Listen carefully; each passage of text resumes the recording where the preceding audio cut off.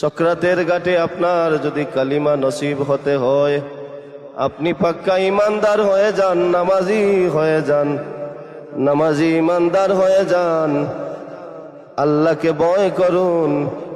আল্লাহকে যখন ভয় করবেন, গুনাহ থেকে বেঁচে থাকতে পারবেন, নামাজ পড়তে পারবেন। আর যখন নামাজ পড়া আরম্ভ করবেন, যেদিন থেকে আল্লাহ সিজদাটা আপনার কবুল করে নিবে বান্দা, সেদিন থেকে আপনি আর কোনোদিন গুনাহে লিপ্ত হতে পারবেন না।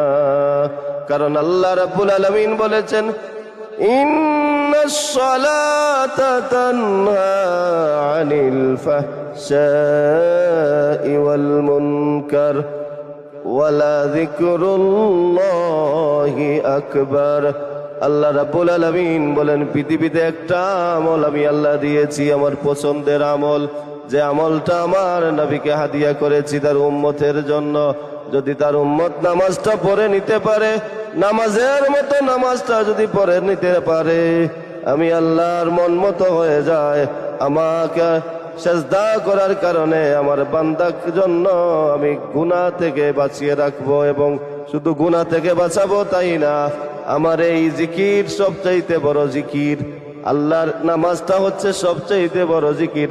আল্লাহ বলেন, এই জিকির যারা কায়েম করে নিয়েছে, আমি আল্লাহ ওয়াদা দিলাম তাদেরকে হিসাব নিব না, বিনা হিসাবে আমি আল্লাহ তাদেরকে জান্নাত দিব।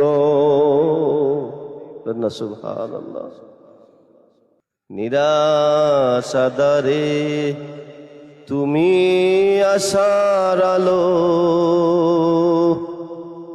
আমার অন্ধকার ঘরে মাওলা তোমার নূরের প্রদীপ জ্বালো।